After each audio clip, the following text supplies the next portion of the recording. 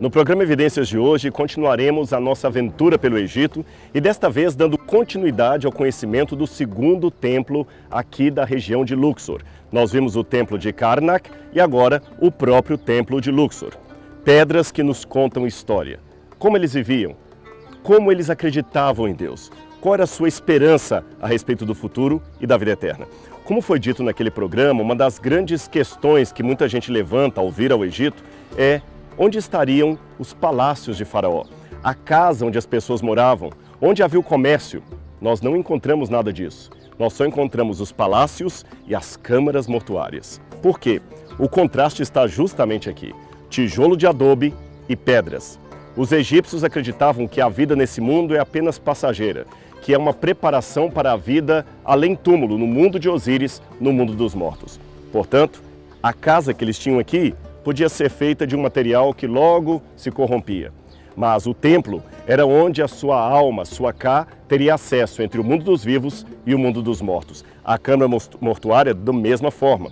Era nesse lugar onde a eternidade e a temporalidade se encontravam, onde os seres humanos se colocavam diante dos deuses. Ali era o portal da eternidade. Por isso, deveria ser feito de pedra. Entre a ideia egípcia do passado e o presente, eu encontro uma pequena cerâmica, que foi usada há milhares de anos. Só sobrou a sua base. E eu fico perguntando, qual foi a última vez que alguém comeu nesse prato? Em que refeição ele esteve presente? O que se passava na mente dos participantes daquela ceia? Será que através desse pedaço de cerâmica é possível reconstruir a história passada? Então não saia daí, porque o programa Evidências está só começando. Evidências, temporada especial Egito.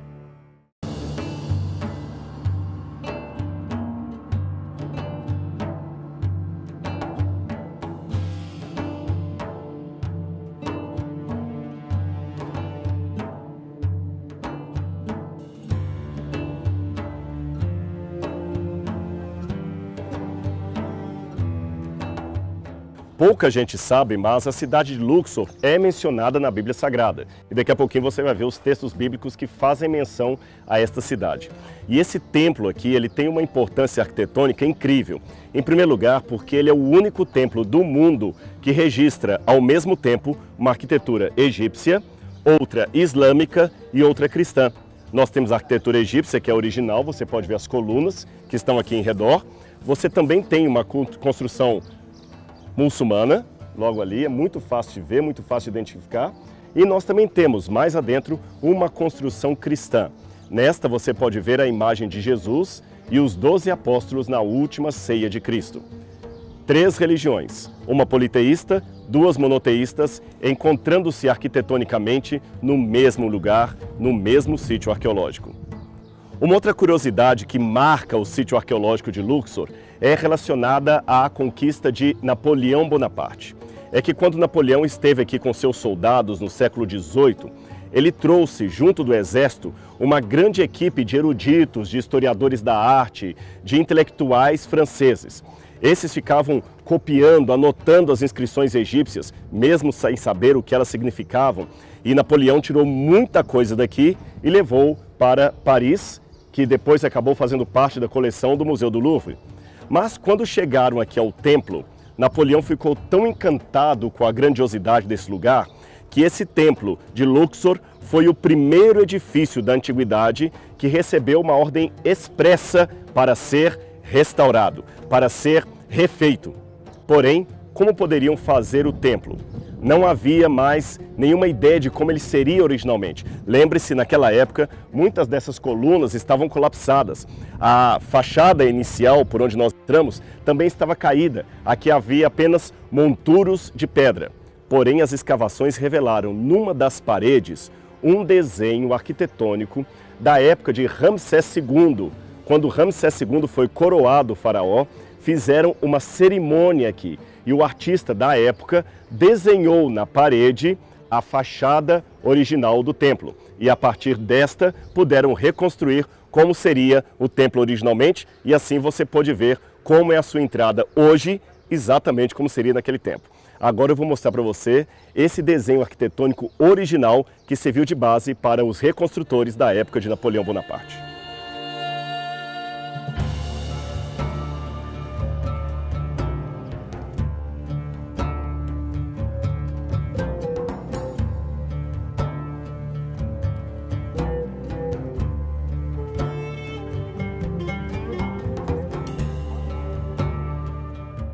Para a vista desarmada, essa parede não traz revelação nenhuma, mas se você olhar com atenção os detalhes, perceberá que aqui está desenhada justamente a porta principal do Templo de Luxor. Originalmente, o Templo de Luxor tinha uma grande avenida de aproximadamente 3 quilômetros, ladeada de esfinges de um lado e de outro. Algumas dessas esfinges podem ser vistas até o dia de hoje. Agora imagine como era o processual da entrada de Faraó com sua comitiva por esse lugar anos e séculos atrás. A maravilha que era ter tudo isto intacto, com as cores da época, com as bandeiras da época, até a entrada do templo. Mesmo hoje em dia, a entrada ainda é suntuosa, ela chama bastante atenção. Porém, nada disto estaria de pé nesse formato se não fosse o desenho que está justamente nessa parede. Aqui está uma planta que alguém da época, um desenhista, fez, mostrando como seria a entrada principal do Templo de Luxor. Você tem as estátuas de Ramsés, inclusive aquela que está sentada no trono, com as outras atrás, as bandeiras no topo. Você vê também 2 obeliscos, os mesmos obeliscos que temos aqui até os nossos dias, as bandeiras e a entrada principal. Em outras palavras, eu poderia dizer que temos aqui uma das mais antigas plantas baixas da história. Apenas uma homenagem aos arquitetos que até hoje constroem maravilhas para que os nossos olhos possam contemplar e, quem sabe, pensar um pouquinho quão suntuoso, quão maior, quão mais belo que isto será o reino do céu.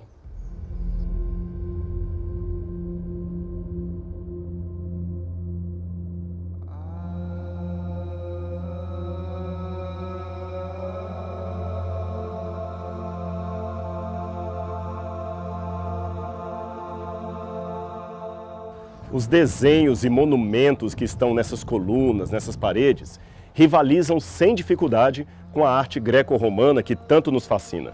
Até mesmo a arte renascentista, em bons aspectos, perde para o que vemos aqui no Egito. Mas uma coisa curiosa é que essas inscrições que lotam as paredes e colunas aqui não tinham, num primeiro momento, a função de transmitir, de comunicar o conteúdo de um texto. Saiba que menos de 1% da população do Egito sabia ler ou escrever. 99% das pessoas que passavam por aqui naquela época não sabiam o que significava esses desenhos. É por esta razão que eles ficaram com o nome de hieroglíficos, desenhos hieroglíficos, que vem da palavra hieros, que quer dizer templo. A ideia aqui seria desenho sacerdotal, um desenho religioso, um desenho de leitura mais dos deuses ou das divindades ou do mundo espiritual. Não era uma função de comunicar, mas apenas de embelezar.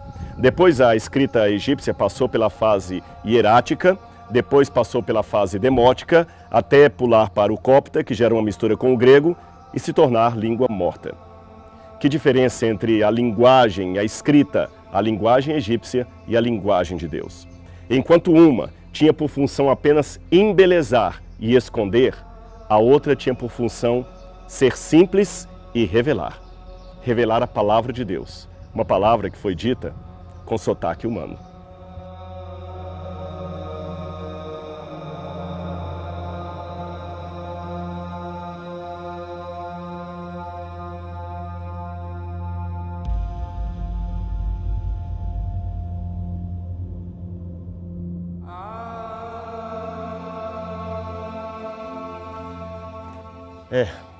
Em meio a esse lugar tão quente, nada como parar um pouco para descansar à sombra. À sombra dessas colunas tão antigas que nos fazem pensar. E esse é o momento em que o programa Evidências, que traz tantas informações, detalhes, datas, nomes, episódios, tira um tempo para descansar e refletir. Qual o sentido da vida? Qual o sentido de tudo isso? Eu fico me perguntando, Será que as pessoas que viram essas imagens, eu falei que menos de 1% da população sabia ler ou escrever, mas isto não os impedia de ficar fascinados. Se hoje, tantos milênios depois, essas pedras ainda tiram o fôlego do visitante, imagine naqueles dias. Hoje são apenas ruídos. Ruídos de uma história que já não está mais aqui. Ruídos que misturam com ruídos presentes, de crianças brincando logo ali à frente, turistas passando lá e quem sabe até um passarinho que com um pouco de esforço você pode ouvir aí também da sua casa. Ruídos que se misturam com ecos do tempo, de uma história que não existe mais. Cada uma dessas pessoas que visita esse lugar hoje tem uma história, um plano de vida, uma expectativa, medos, sonhos, crenças. Aquele passado também. E hoje, muitos deles são anônimos. Sabemos, é claro, o nome de Ramsés e de muitos membros de sua família, até de deuses que não existem. Mas eu não sei o nome daquele escravo ou empregado que ergueu essa coluna aqui, que ficou num sol causticante como este para erguer esse monumento. Quantas mãos trabalhavam aqui nesse lugar, erguendo pedra por pedra que você está vendo. Ah, e não podemos esquecer das estátuas. Lembra do que falamos no início desse programa acerca da ideia egípcia de vida eterna? Cada estátua que você vê era uma forma que o faraó encontrava de, depois de morto, poder interagir com o mundo dos vivos. O faraó podia entrar no mundo dos vivos através da porta falsa, através de sua múmia ou através de uma estátua, caso a múmia desaparecesse. A estátua, portanto, seria o novo corpo de faraó e através dessa estátua ele poderia usufruir as benesses do mundo dos vivos. É por isto que o templo era feito de pedra. Ele não podia ser destruído, ele não podia acabar. Assim o faraó acreditava que enquanto houvesse a pedra e o templo, ele teria um lugar para atuar no mundo dos vivos, mesmo após estar morto. A crença bíblica é bem diferente disso. De acordo com a Bíblia Sagrada, quando Deus criou Adão e Eva, assim diz o relato bíblico, Deus soprou-lhe nas narinas o fôlego de vida, e ambos passaram a ser alma vivente, ou como se diz em hebraico, Nefesh Hayah. A ideia bíblica é que o homem e mulher, a humanidade, não tem vida em si mesmos. A vida que nós temos, ela é dada por Deus. Portanto, nós só vivemos se o Espírito de Deus agir em nós. Somos, como diz o livro do Gênesis, a combinação do pó da terra mais o fôlego de vida que nos faz alma viventes. Explicando isso de maneira simples para você, a diferença entre a ideia egípcia de morte e a ideia bíblica de morte seria esta. De acordo com a ideia egípcia, todos nós seremos eternos desde que sejamos da família divina faraônica, ou desde que obedeçamos a Faraó. Na versão bíblica, não. Nós só seremos eternos se Deus gratuitamente nos conceder a vida eterna. Outra diferença marcante. Na ideia egípcia, o homem continua vivendo após a sua morte através de sua múmia, da porta falsa, através de estátuas de um templo. Mas, de acordo com a Bíblia, o que existe de fato não é uma sobrevida em objetos inanimados, mas sim a ressurreição para o reino de glória no Novo Testamento, o reino de Cristo Jesus. E um detalhe a mais. De acordo com os egípcios, logo após a morte, você já passa pela barca solar até o mundo de Osíris quando você recebe a vida eterna. De acordo com a Bíblia, você tem um sono da morte, um sono da inconsciência, e você será despertado apenas no dia da volta de Jesus, despertado para a vida ou para a morte eterna, dependendo da decisão que você escolher. Bem, da teologia, voltamos para a história, voltamos para o Egito e depois do descanso, vamos continuar o nosso passeio aqui por Luxor.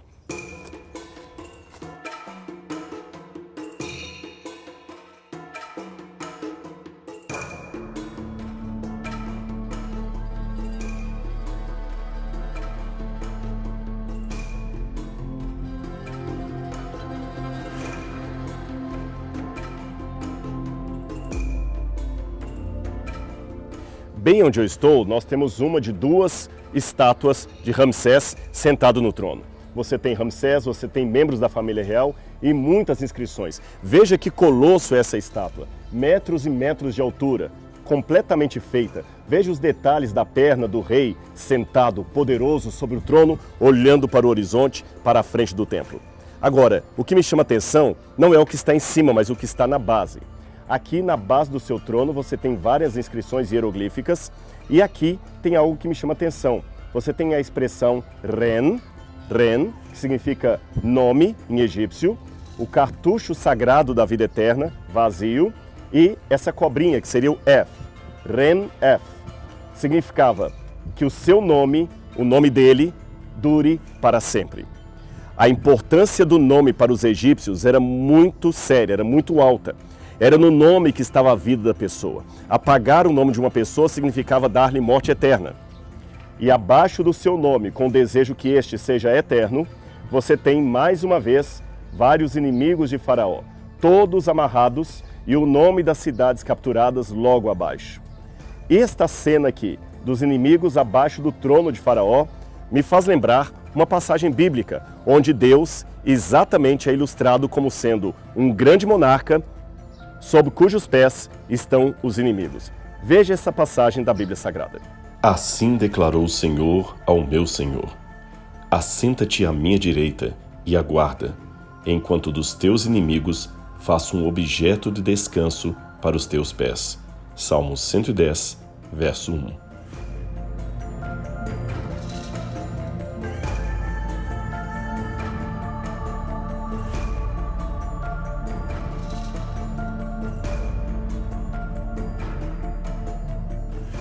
O que eu acho fascinante, ou até curioso num templo como este, é como você vê também sempre colunas que demonstram diferentes culturas de diferentes séculos, porém todas tendo um objetivo comum: o endeusamento da natureza humana.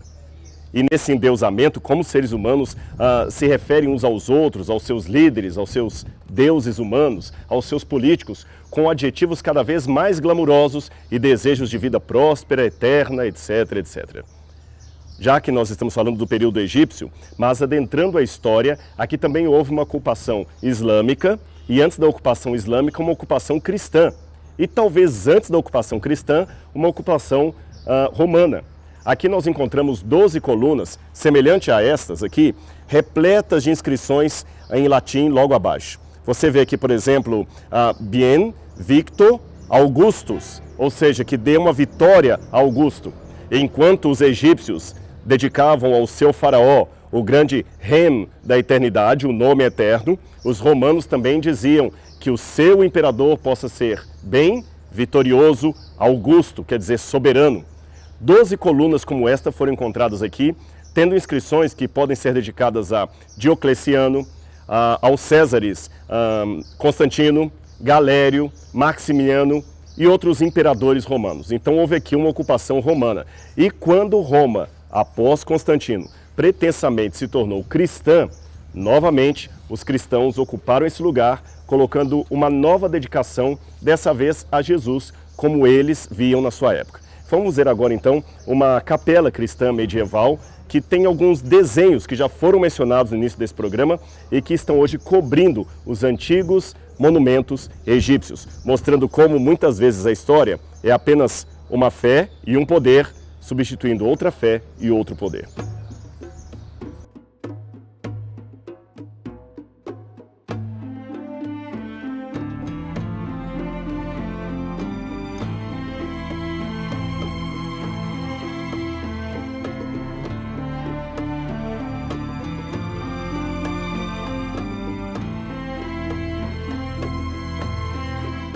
Agora nós estamos no que sobrou de uma capela cópita cristã aqui nos templos faraônicos. Como eu falei, aqui houve uma ocupação dos romanos e depois vieram os cristãos e também fizeram daqui um centro de culto. Eles cobriram o que puderam dos monumentos egípcios com desenhos cristãos, como você pode ver lá em cima. Aquele desenho tem a interpretação que poderia ser a ceia de Jesus e seus 12 discípulos. Os discípulos então estariam em pé, porque o costume da igreja copta era ter a Santa Ceia em pé. Outros, contudo, interpretam que o desenho não seria da Santa Ceia, mas de Jesus sendo assunto aos céus. Como ele está parcialmente danificado e parcialmente preservado, é difícil saber ao certo do que se trata. Mas são inscrições antigas, desenhos antigos, colocados sobre outros desenhos ainda mais antigos que levam a arqueologia a um dilema. Muitas vezes, descobrir a antiguidade significa destruir a antiguidade. Porque para redescobrirmos o que havia de egípcio por detrás daquilo ali, teríamos que apagar esta arte também copta medieval. Além disso, nós temos aqui, logo na entrada do antigo santuário cristão, algumas imagens, e aquele que está no centro segurando uma bola, certamente seria Jesus, segurando o globo do mundo, do planeta Terra. Note que eles estão todos com trajes romanos. Olha a influência do Império Romano sobre o cristianismo ainda nessa época. Eles estavam pouco tempo depois de Constantino, pouco tempo depois que Constantino havia tornado o cristianismo a religião oficial do imperador. Agora, para fechar a nossa visita aqui a Luxor, eu quero mostrar para você uma outra capela que também não foi feita pelos egípcios, mas também não foi feita nem pelos romanos, nem pelos cristãos. Foi feita por Alexandre o Grande. Venha comigo, você vai conhecê-la agora.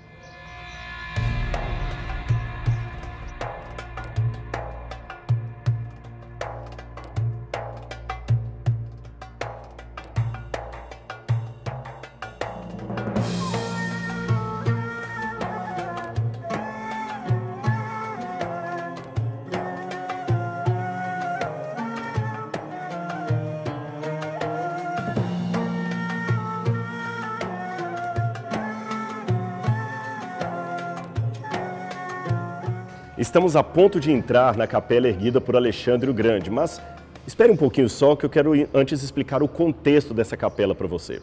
A divindade que mais se repete aqui nesse templo de Luxor, talvez a mais sistematizada, a mais evidenciada, seria o deus Amon.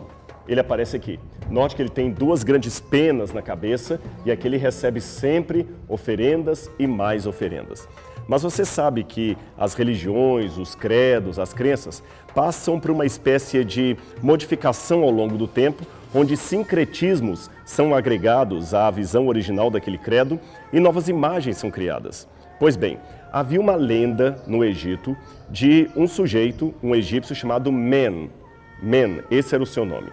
E quando esse homem estava na aldeia, todos os outros foram para a guerra e só ele ficou na aldeia.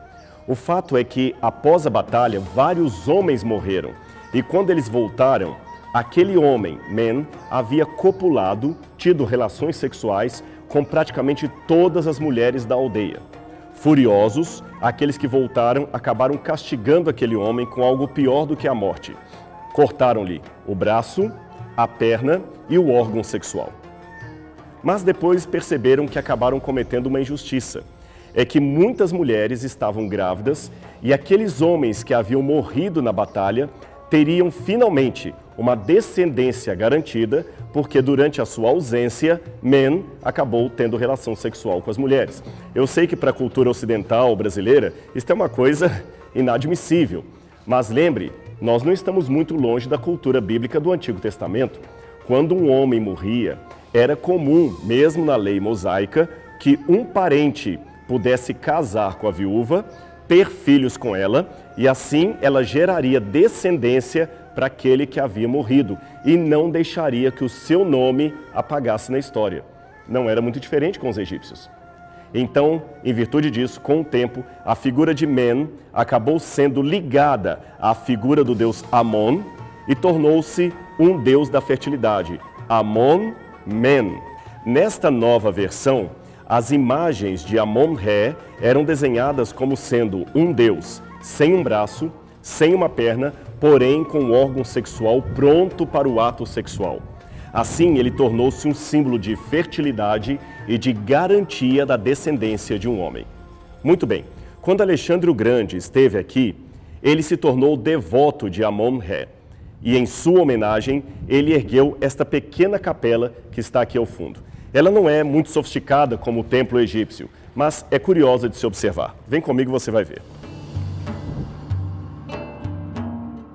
Então, finalmente, a capela de Alexandre o Grande. Inclusive, um dos desenhos que há aqui, de um homem oferecendo tributos a Amon-Men, Acredita-se que seria a própria imagem de Alexandre, Alexandre o Grande. Ele esteve aqui, um lugar simples, sem muita sofisticação, de um conquistador macedônio que tinha pressa, pressa de vencer, pressa de lutar, pressa de conquistar, mas talvez tão apressado para as coisas importantes que não teve tempo para aquilo que é essencial. Terminou sua vida de maneira trágica, aos 33 anos, podendo viver muito mais do que viveu e muito mais com abundância. Espero que você aprenda com a história passada para não cometer os mesmos erros no presente.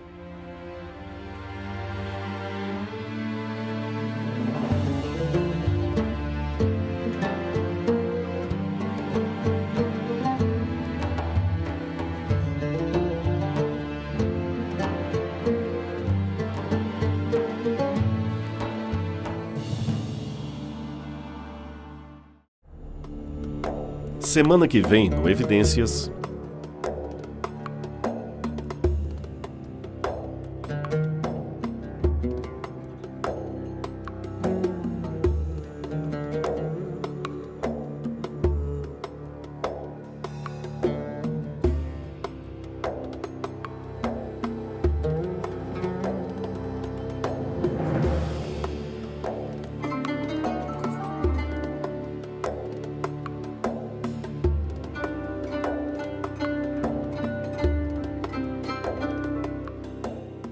Seja como for, considerando que o êxodo ocorreu antes de Akenaton, por que não supor que a presença hebreia naquele país, com todos os efeitos que surgiram diante da libertação do povo de Deus, não teriam deixado alguma semente para o futuro que influenciou o próprio faraó? Não podemos ser taxativos em afirmar isto, mas o que encontramos na história não deixa de ser muito interessante.